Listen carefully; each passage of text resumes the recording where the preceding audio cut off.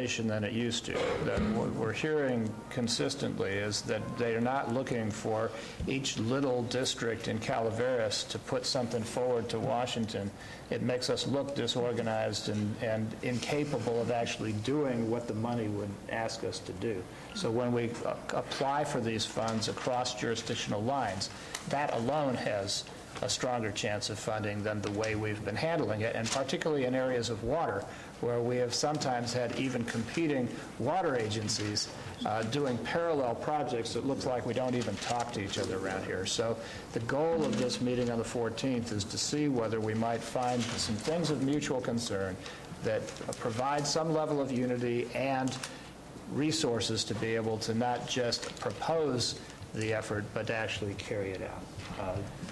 I would ask then the CAO or anybody else in the room whether it would put us out of the game if we were to hold a study session 2 weeks from now, subsequent to the meeting on the 14th, and that we, in the meanwhile, get a list from the people present as to their, and some of our department heads, what they think are the most important things that we could consider, and then have a sort out at that study session. Is that too late? That would be, I believe, on the 20th that would take place. The 20th is a joint meeting with the general plan. Right, that's going to be, we won't have any time on that day. That's a joint. We'll be in town hall probably. Right, it would have to be the 27th. Well, or could we schedule a special in the event we need to do it earlier? Next week. Next week. We've already, And it's before the partners meeting. I don't even know what the meeting's about. Yeah. First I ever heard of a meeting on the 14th, is what you're saying. That's why I'm standing here. I have to confess ignorance. I have no idea what the 14th is either. We have scheduled this for some time with the superintendents of the 2 school districts, Bret Hart and the CUSD. We have also approached the CCWD and had an affirmative response. So I'm not sure. Who'd you talk to? Well, I began this discussion a couple of years ago and finally got heads nodding when all the jurisdictions were going broke in 5 or 6 areas that could be mutual. Those areas involve the following things. One is information technology, whether we could do joint efforts in that regard. Certainly in purchase, it's a lot better to purchase in larger volumes. A second area was the lots of expenditures in a number of these jurisdictions on fleet management and fleet purchase, joint purchasing agreements, which might be possible, even for things like pencils and paper, let alone copy machines and other things that are fairly big in our budgets. Well, wait a minute, is that a meeting before the Board of Supervisors? No, this was just a meeting to brainstorm. no, it is not a Board of Not Supervisors for the Board of meeting. Supervisors, just to brainstorm whether there's any common interest No. between jurisdictions and bring back to the board if there were any ideas. that Okay, that's fine. You have came all out the of it. private meetings you like. Yeah. I think we were all, or I was No, thinking this it is was not a ordered. board. You This keep is bringing not. up the 14th, and we're having a Yeah. meeting, and No, there's no meeting. No, it's not a Private board. meeting. It's Okay, not a that's board meeting. It is just an effort to brainstorm through. All these jurisdictions are trying to resolve things that You're not are close to included. bankruptcy. Apparently not. You and I'll have our own separate meeting, That's Bob. it, yeah. But I think if Steve said CCW. No, he did. Except, I was the one who said that, and what time is the meeting? it's at 1 o'clock at the hospital. You gotta be careful with this. You don't want to violate the Brown Act. We'll probably be late. No, it's We have supposed to be one. you have a board Steve meeting can that be day. asked different players to be at a table at a private meeting Okay, that that's he's holding. Steve's meeting. Right, So that's if you want to correct. be at Steve's meeting, talk to Steve. But Right. don't violate the Brown Act, that's all. There won't be more than one board member from any jurisdiction. This Well, is that's, primarily the heads of That's the our meeting day, you administrative. know. We're second and fourth Wednesday of every month, so, okay, thank you. But if I could just bring us back, there's a number of projects that have been identified as important to the county. And those currently, the ones through the Sheriff's Department are the telecommunications primarily, and that you have a contract with the Ferguson Group through June 30. The other issues that have been on the table that we've talked about are Burns Ferry Bridge, Highway 4 Mountain Ranch Road intersection project, the New Maloney's Recreation Access, and Cosgrove Creek. It's Highway And- 49. Highway And 49 Highway 49. and Mountain Ranch Road. Yeah. Oh, I'm Says sorry, four, Route it's a 4, typo, sorry. yeah. That was my mistake, yeah. And quite frankly, that's the one front and center for me because of the jail project, and I think Tom could attest that there's some specific interest there on whether or not we can leverage some additional federal funds. I think since Christy Moore is here, I don't know whether Christy would be willing to give us some of her expertise in terms of timing from the federal end as to how quick we need to act to be able to affect any reasonable chance of obtaining some additional federal funds this year or next. Good morning. It's good to see you all again. Christy Moore with the Ferguson Group. I'm sure that you remember me, and we've been working with the Sheriff's Office over the last year to secure funds for their Central Sierra telecommunications project and the interoperable communications there. And as you know, we used to work full service for the county as well. I submitted a letter to the board, just as I know, going through your budgets and engaging with the sheriff and their work and seeing if you guys wanted to possibly expand that. I've also seen the press on possibilities of some projects and talked to Public Works about interests of theirs as well. To touch on the limited agenda, I think if you look at the letter, we did propose that. When we used to be under contract for the county, it was a full service contract at $10,000 a month. We understand that you guys are up against very tight budgets, and so we are recommending looking at a very focused agenda that would look at 3, 4, maybe 5 different projects and evaluate what it is there. And we are completely up to negotiations on that. If you identify 2 of your top priorities, then obviously it would be less. If you want to go after 6 top priorities, then it might be a little bit more. But we're willing to work with you in figuring out what fits into your budget. In terms of timing, we're currently in the middle of the FY 2011 federal fiscal appropriations process. That is the process in which we're helping the sheriff to potentially secure some funds for the Central Sierra Communications Project. And I believe that there has also been requests submitted on behalf of the county for Cosgrove Creek, as well as some public works priorities in the roads. Those projects have already submitted. So what you guys would be looking at in terms of a timeline for the appropriations process is FY 2012. I know that's a little scary to think about, but we will start focusing on those with our clients this summer. The proposal that I submitted in the letter included a start date of your fiscal year, which would be July 1st. In terms of appropriations, you have a little bit of play to be able to do that. If you start focusing on your appropriations priorities in the July-August timeframe, that's still plenty of time to get a strong agenda set and be able to lobby for that, prepare for it, prep the district staff as well as DC staff well before the typical March Madness, although it's becoming February Madness more and more these days. And that's when the big rush, and that's when all the deadlines on the Hill are for the appropriations process. There's two other key pieces of legislation that we think that the county should be looking at, and that's the Water Resources Development Act and the reauthorization of Safe TLU. These are multi-year, very large authorization bills that fund water infrastructure as well as transportation infrastructure. Both are pending and up for reauthorization this year. On the Senate side, Senator Barbara Boxer will actually be chairing the Senate's process for reauthorizing both of these bills.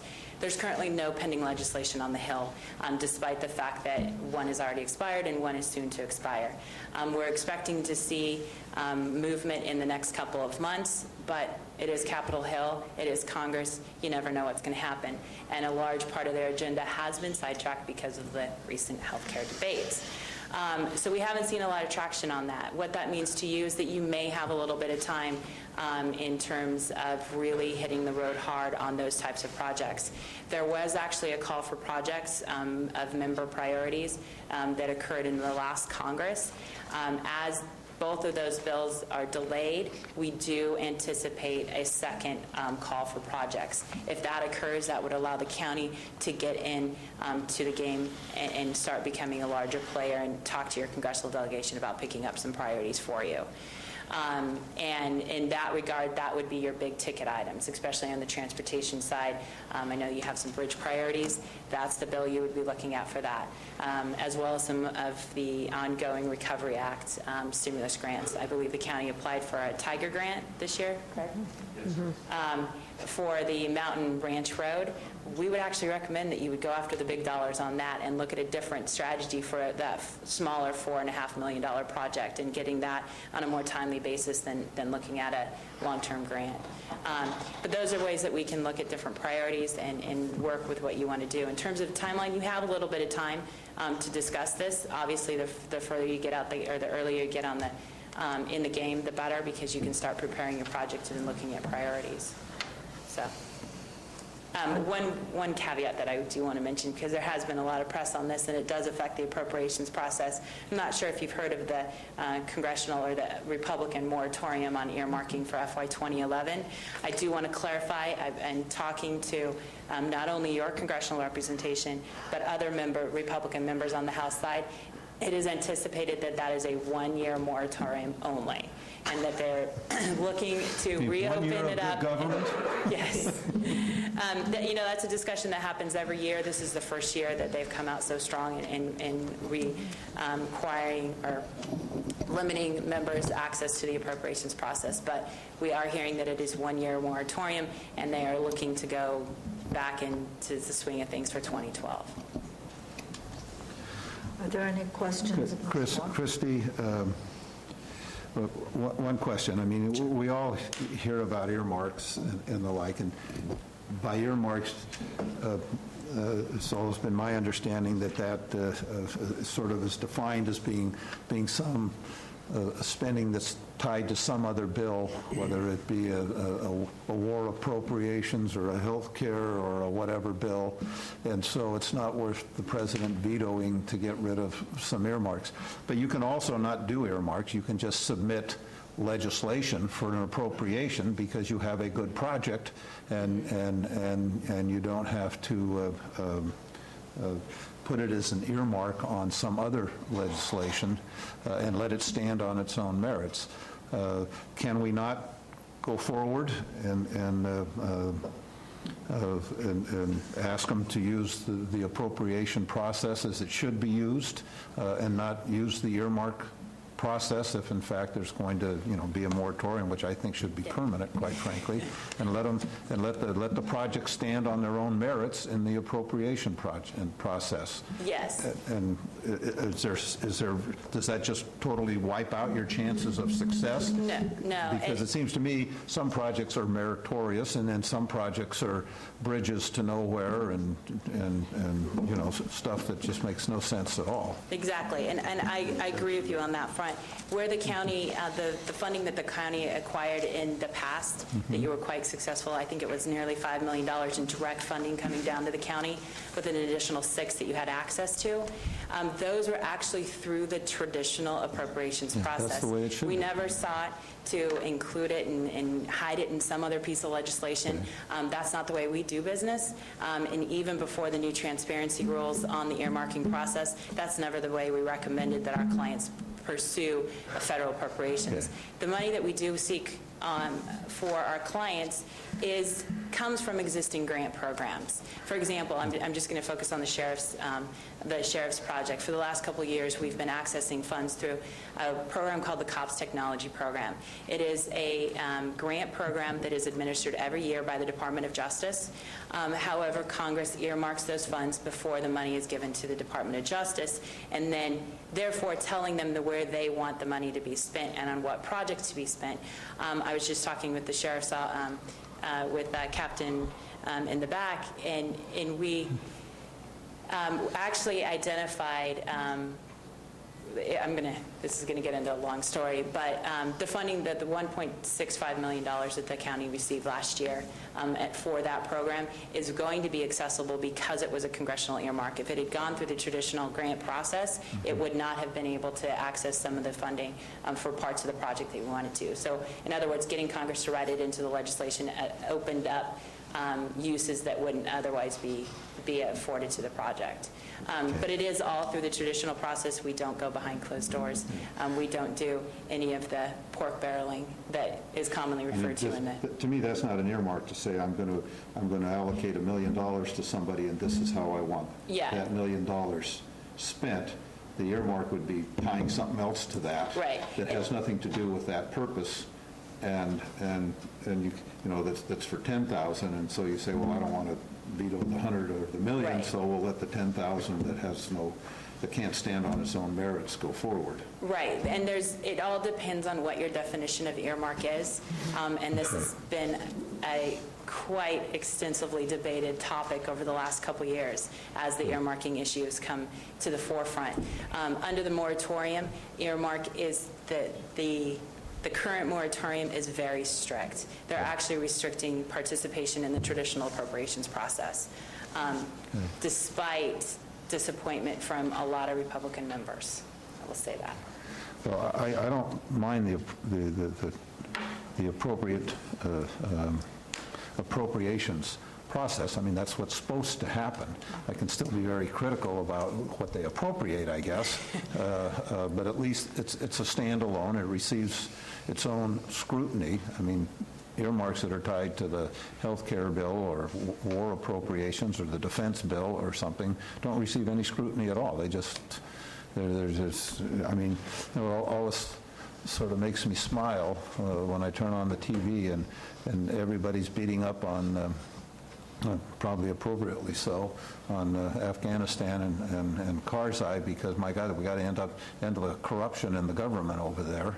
And look at the health care bill and the earmarks, and I don't care which party's in power. I mean, that's why the Republicans were thrown out, as they couldn't control spending either. And it's like, who gets to call the kettle black and how we go about spending the citizens' money, and what is the transparency in the process?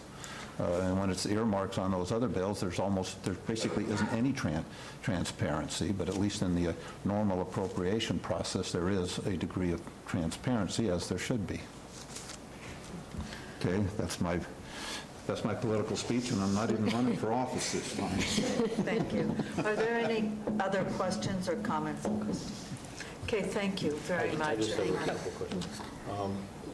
Christy, in this letter that you presented to us, sort of outlining your capabilities and staff, I just have a kind of off-the-wall question. Mr. Limbaugh, that has the previous career in the Bureau of Reclamation, where does he live? He lives in Washington, D.C. So if I wanted to talk to him for an hour, it would cost me $385, huh? No, that actually is the hourly proposal that is presented in the letter is to cover any work that may come up between now and July. So let's say that they rush through the Safe Teeler reauthorization between now and July, and the county wanted to participate in that very aggressively. We wanted to be able for you to have the ability to hire us on an hourly basis in that time frame.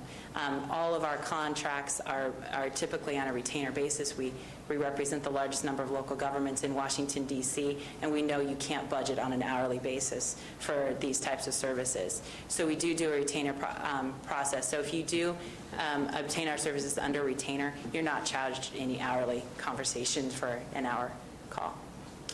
It's all inclusive, and we don't stop working. If we hit our retainer and the project isn't done and our representation needs to continue, it continues.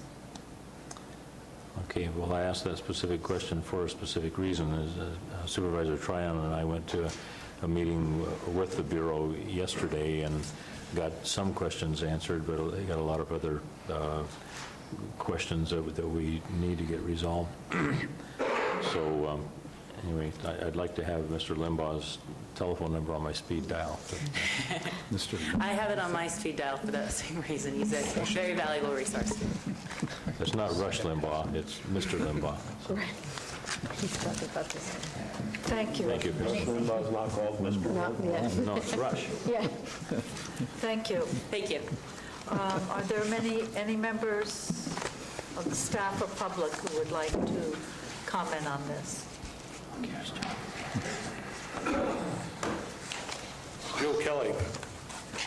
I noticed reading the Ferguson's group's contract options, but I also saw it in the Carmen Group, and it contains water and flood control infrastructure. Could that include monies for demolition and reclamation of the dam and raised roadbed, Lobo Lane, causing Nassau Creek flooding? The Lobo Lane and Nassau Creek project is the one the authority, State Water, investigated, completed a report, threatened the property owners with a fine, then abandoned the project, leaving downstream owners or property owners subject to flooding. Calaveras County did sign on to FEMA's 1990 report within this county's flood prevention ordinance, and Representative Lundgren's office is well aware of the cause and effect of Nassau Creek's flooding. Thank you.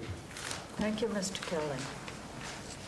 Are there any other comments on the public?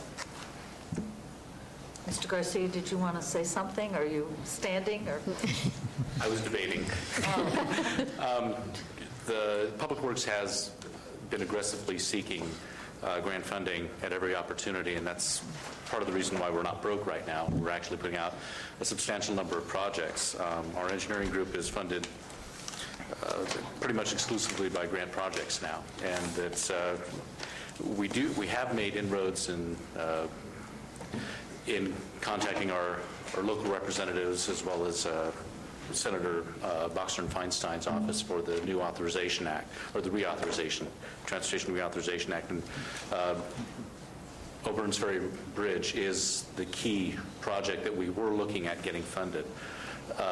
With the moratorium on earmarks, our plans to go after construction funds for Mountain Ranch Road and the signal at Mountain Ranch and Highway 49 have been complicated.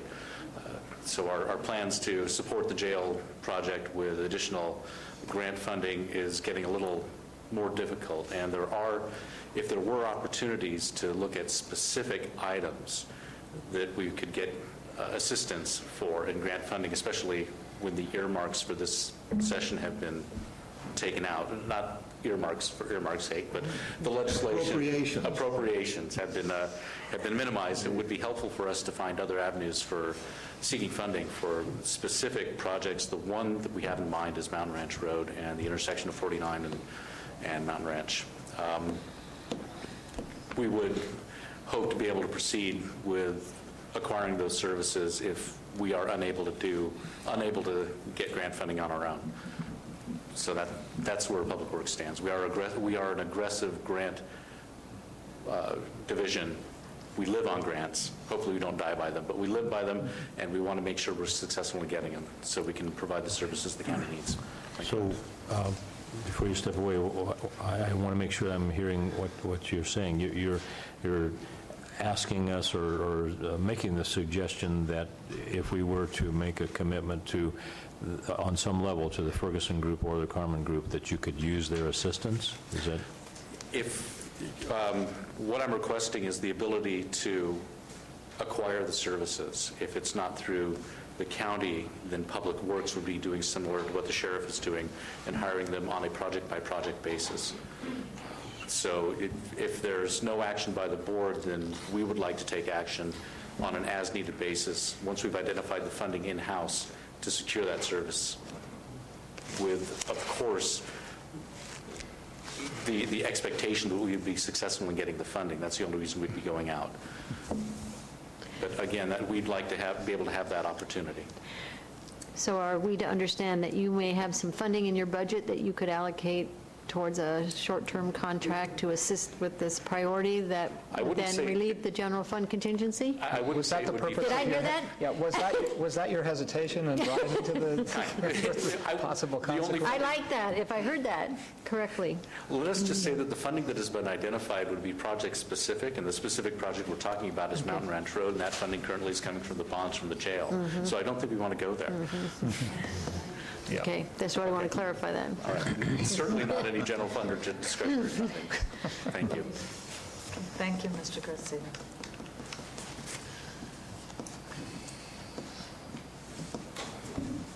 I should get my 2 cents after listening to this.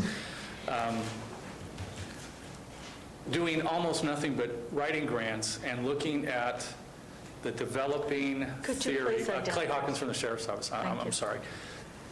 we're seeing a real dynamic shift in federal funding. As the economy has dipped and the local agency budgets have been impacted, federal funding from grant sources naturally is being overcompeted. So particularly small agencies like us, we have a much more difficult time being able to compete at the same level as larger counties and cities. That's been problematic because our need doesn't go away and the funding level is being more competitive. So that has given us the opportunity to use appropriations funding as an alternative. And the alternative is dovetailed into traditional grant funding in kind of a two-prong approach, if you will. So we've historically used Ferguson to not only attack on the direct grant front by being a small, difficult, competitive county, and to pursue also on the appropriations front, where we do have more of an even keel. Supervisor Walensky is right on the money. In order to be competitive, not only for appropriations funding, but direct grant funding anymore, both state and federal, is they really look toward multiple agency, multiple discipline. So we've looked at projects that would be geared toward our business, emerging technology. That'll give us long-term technology benefits down the field, particularly if we're looking at reducing staff. But also projects that would be multi-agency competitive. So whatever fashion that we build grant and external state and federal funding around, the direction very clearly is multiple agency fronts, and to pursue it by both an appropriation and through a direct grant, and then attempt to merge the two. Because remember, the disadvantage of the grant on the federal side is we typically have 20 to 25% match. And we're turning away grants. We've turned 2 grants away so far this year already because of the lack of matching costs. So bear that in mind, that the direct FEMA grant approach, we may be in trouble in the short term by not being able to make a match. The appropriations front, when you do get a direct congressional appropriation that rolls to a grant, in the case of COPS technology, typically you don't have the match requirement. So that's why I think it's important. We really have to look at a two-prong approach. Appropriations, grant. Bear in mind the grant will have a match, and make sure it's targeted and multi-agency and multi-disciplined. Any questions of me? Any questions? Thank you. Thank you. Okay, if there are no other questions or comments from the public, I'm going to bring it back to the board. Are there any closing comments? Steve? I would like to propose that we have a full board study session and review on the 27th of this month. And that preparatory to that, we ask our departments in all of the areas, including Health and Human Services, including Law and Justice, and including roads, transportation, land use, planning, make sure that everybody's priorities are clear to us before we have that session, and that we invite everybody to participate in it. Secondly, that we prepare at that time a response, albeit late, to the CCWDs and treaties to do some joint effort in some kind of a way around issues of mutual concern, and that we take the advice that we may get from other agencies in the meeting that will happen between now and then, and add that to the discussion.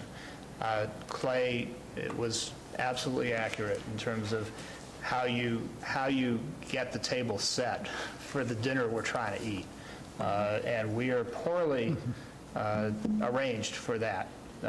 And even when we have joint meetings with other boards, it's hard to follow up with concrete actions forward. And I think we need to get over that kind of hesitation and find out where our mutual interests lay and what each party is willing to bring in the way of resources toward a common end here in Calaveras. We have a number of screaming issues. I think it's a real shame that a 200-year floodplain is flooded 5 times in the last 15 years. That's something we ought to be paying some mind to if public safety is important to us. There's so many other things, and it will be a very hard discussion to take 2 or 3 and say this is what we're going to do now, but it should have something to do with what level of unity and cross-jurisdictional support we have for it, and secondly, what the prospects for funding would be, as well as a needs assessment that is comprehensive and thorough across all areas. Can we do that by the 27th, Ms. CAO? We will do our best. Do you I will need say more? yes. No, Would you I like will- more time? I'm just looking at the calendar. We are in April. It is the 7th, 8th. Well, given that we're in budgets, the 4th would be better, but Then let's do it on the 4th. yeah, I'd say another week. That gives departments a little bit more time, given what's on their plate at the I moment. amend my proposal to the 4th there. Is there support for that? Yes. Okay. Yes. I will say, I mean, I support that because I think we have to determine what our priorities are. Unless there's something that is absolutely drop dead critical, I do not support in any way discussing funding of this until we get to the budget. That's fine. I do not support taking any contingency funds. I mean, if Mr. Garcia can find funding through his anything other than general fund, and he wants to do something, just like, when the sheriff's office did budget theirs, I mean, I could support that, but I do not support taking any general fund contingency money for this until we get to budget. I think it's good planning, though, to discuss what the priorities are so that when we go to budget, then we will know what we're talking about. Are there any other comments from the board? On that related issue that was brought up by our representatives from CCWD about the proposed trip to Washington, I would really strongly encourage Supervisor Toffanelli to go, since that Cosgrove Creek is a very sensitive and timely thing. Both Gary and I have been working on that for over a year now, so I don't know whether we just need to poll the board on whether he should begin to look at those travel arrangements. Well, I'm not clear what we're going to discuss. What are we doing here?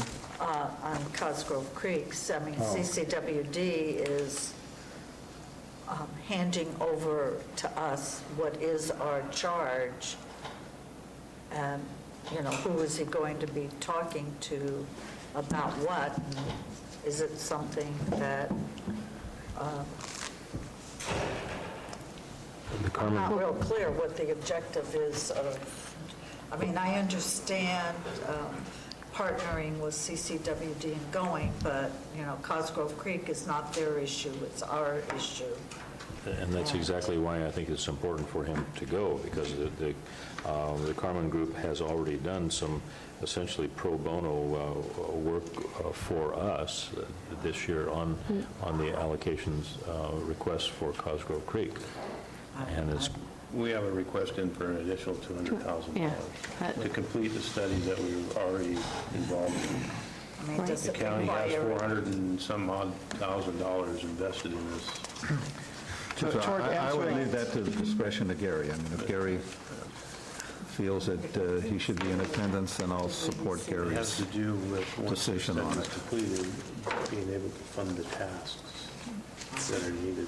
But the broader answer, besides the $200,000 that we just mentioned, is that there is a whole list of things that should have mutual interest. Water and land use planning, water being the CCWD's jurisdiction and land use planning being ours, need to be a lot closer aligned, and when we have issues that involve both, we should appear jointly before the people who are offering funds to people who are well organized. That's the point. Yeah. And we're in the middle of the feasibility study on Cosgrove Creek. We have spent a fairly significant amount of general fund money on that project as the match, and we'll be looking for federal funds for implementation funds down the road. So you're paving the way by your lobbying efforts now.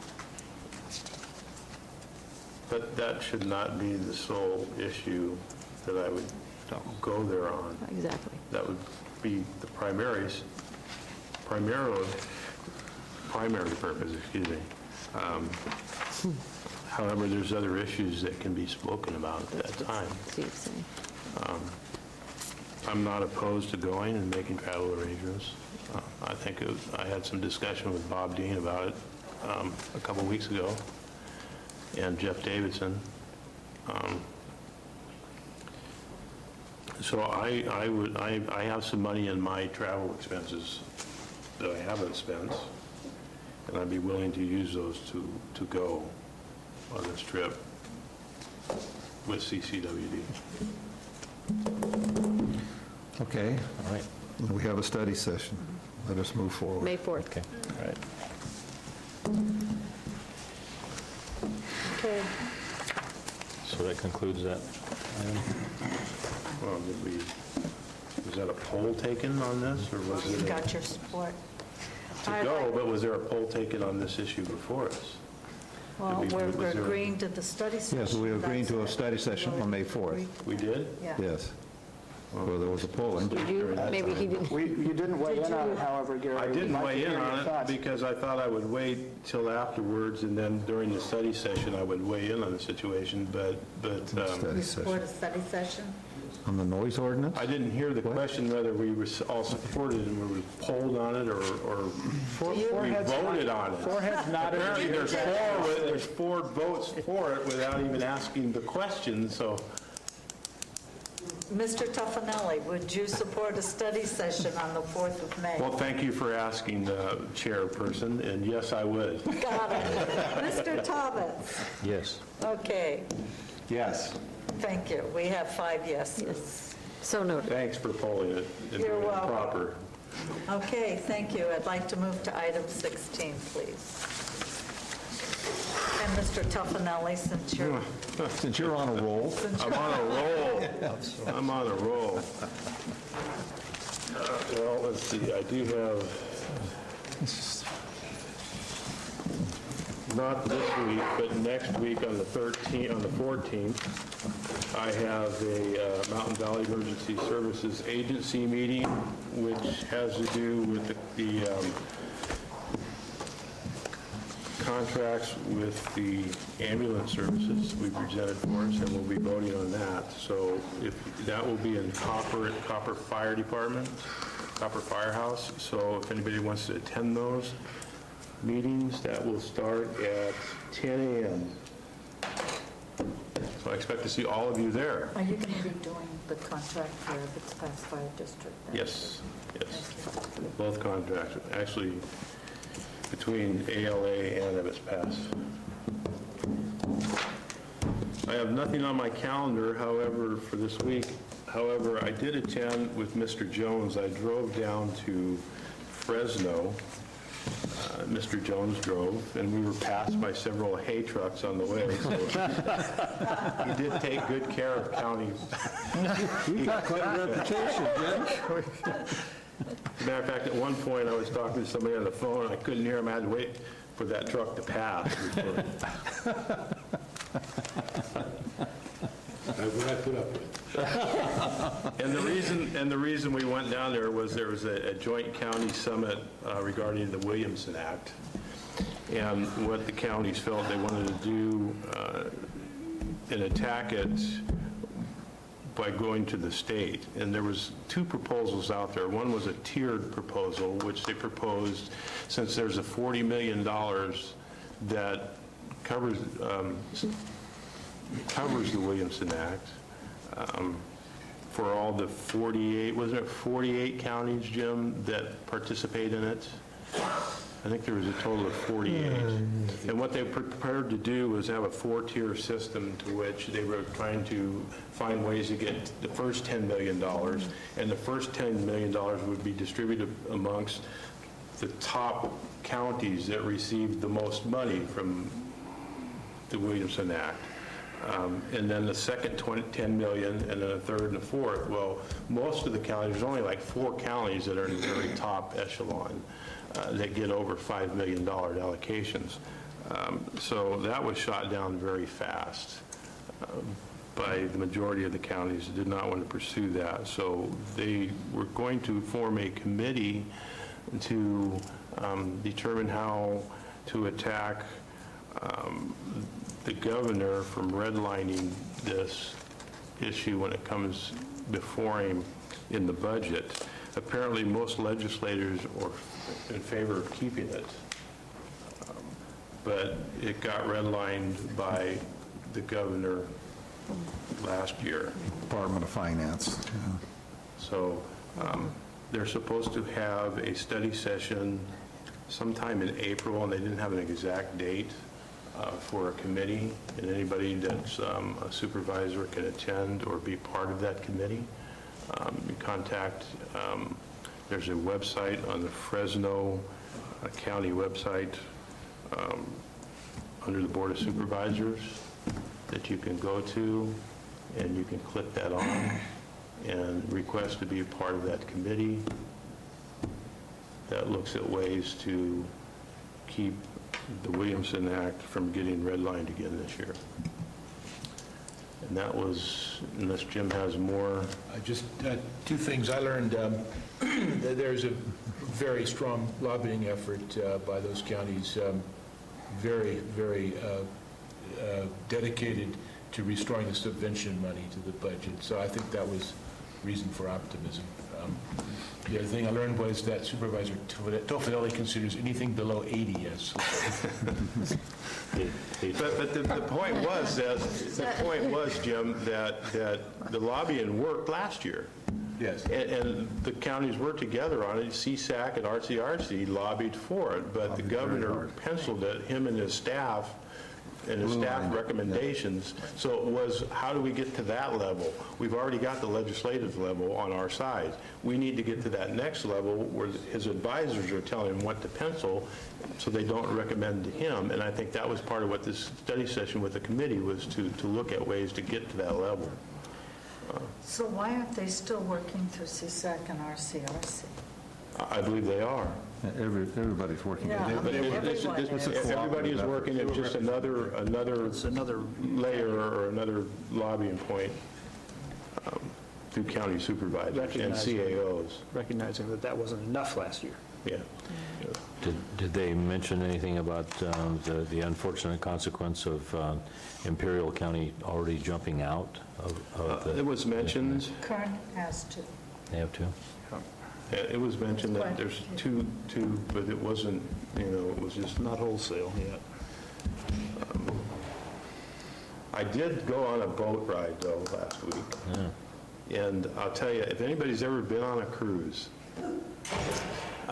before you leave port, they have what they call, the Coast Guard requires that they have a drill where everybody has to assemble at a station with a life jacket. And this is supposed to be, you get your card, and your card gives you a station you're supposed to appear at, and you go there, and you have to sign your name that you went through this drill, and they make you put on a life jacket and stand there and memorize where your station is. So I'm thinking, well, it's the 21st century, and technology in life jackets is probably advanced from the time of the Titanic. But it hasn't. So I'm thinking they probably got water in these things. They probably got some food in it. They probably GPS, they got beacons on there where they can pick you out of the sea, exactly where you're at. Well, we go there and we put on these life jackets, and the lady that's doing our thing says, and your life jacket is equipped with... A whistle. A whistle.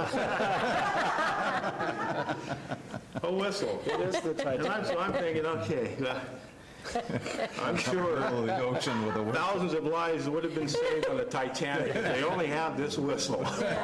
Call sharks. Gary, you got to go on the on something other than the low-end cruise. That's what. But I had it covered. I'm telling you, I had it covered. Every day when you go off the boat, the captain tells you that you got to be back by a certain time.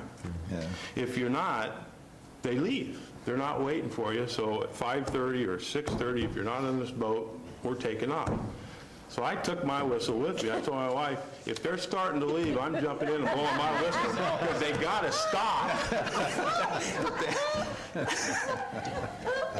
Did you want to blow your whistle for it? Yeah, you want to hear my whistle? Yeah. And I pity the sucker that gets his life vest because I took this one right off. Busted. I'm sorry. I was thinking each boat probably has their own tune. So this is the one I was on, and if you're on another ocean liner and it's not your tune, you don't have to stop. You can just keep going. So I think you should bring that to budget hearings. That's for you. Yeah, we could have, Very good. Emergency whistle. Is there anything Whistle. else? That's all I have. Mr. Thomas. I don't think I can top that. All right.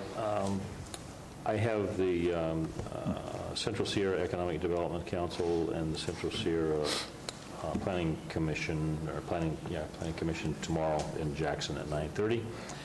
And just for folks who might be interested, there are some campaigns going on in the county, and on Thursday night, the 8th, there's a candidates night at Saddle Creek starting at 5:30. Then on Friday night, there's also a candidates night at La Contenta starting at 5:30 as well. Wait, that's my district. Well, yeah, but I You didn't know you were running? I'll bring my whistle. But let's see. And then there's also an event that I have some high-powered responsibilities for on Saturday. It's the Calaveras Wine Alliance first annual tri-tip shootout, and I'm going to be tasting tri-tip and no wine, no, just that deadens your taste buds. Tri-tip shootout. Yeah. Shoot the tri-tip before you... No, this is significant restaurants and people who fancy themselves as being experts in tri-tip barbecue. They're coming to compete there. So, I mean, knowing how much you consume those things, we'll barbecue some chicken for you. Very good. Okay. Also, that concludes my report for this week. Mr. Woodlandsky. Today, I have the Mental Health Advisory Board meeting at 4 o'clock over in the annex, and more on that in a minute. Tomorrow, the Amador-Calaveras Consensus meets in Amador County, and the Friends of Railroad Flat School meets that evening. On Thursday, the 8th, I'll be trying to get out of my office in time to take the community health walk down here. And after turning in property taxes, I hope to get to the Copper Candidates Night, which promises to be worth the price of admission, I would imagine. And you can walk 2 miles to turn in your taxes. On Friday, we will be entertaining Congressman Lundgren for a forest tour, including the Native American cultural site restoration being done by CHIPS in the National Forest, some fire-safe work around towns in District 2, and touring a neighborhood or two. And I wanted to mention a couple of things. We have received the resignation of the chair of the Mental Health Advisory Board, and not just from the chairmanship, but also from the board. So there is a vacancy in your district, Tom, and we look forward to a nomination to replace. We also have been working, we're a little late this year on the annual report, but it will be done shortly, and the Mental Health Board will be bringing its required report to the board by the end of this month, we expect. And then I wanted to mention that in my trip to the National Forest Foundation meeting, conference which was in Washington this last week, I encountered a number of forest projects which are very advanced, things that the Calaveras-Amador Consensus Project is trying to do in the way of converting economies from a large diameter wood extraction to a stewardship of their forests are well underway in both Washington and Oregon, large-scale projects, and also in Arizona. Projects up to 1 million acres back on national forest and BLM land are occurring. These include, again, collaborations that have eluded us in the past here, but are on the mark. And so, as people began to take a look at the work of Amador-Calaveras Consensus, it became a model for the Sierra and is now being proposed as something by the Sierra Nevada Conservancy under the name of the Sierra Nevada Forest Initiative. There is a proposal for that, and this would allow all the projects in the Sierra to begin to learning the lessons from Arizona, Oregon, and Washington, which drew tremendous funds and have large capital investment that are going into getting people back to work in forest stewardship projects, that would be an initiative of the Sierra Nevada Conservancy. Its draft plan models it after it does a regional-wide version of the Calaveras-Amador Consensus, and is up for review right now on their website. So they're asking for feedback, and anybody who has an interest in that should check the Sierra Nevada Conservancy's website and see what critique you might have, what you might want to add to it. And it's designed to come back to the Sierra Nevada Conservancy Board in their next quarter's meeting, which I believe is in June or July.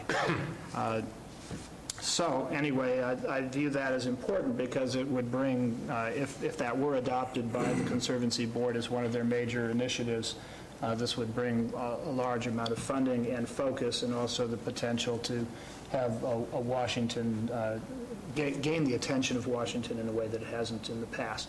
So we're excited about that prospect, and realizing that we're not really blazing a new trail here. We're simply learning the lessons of other states.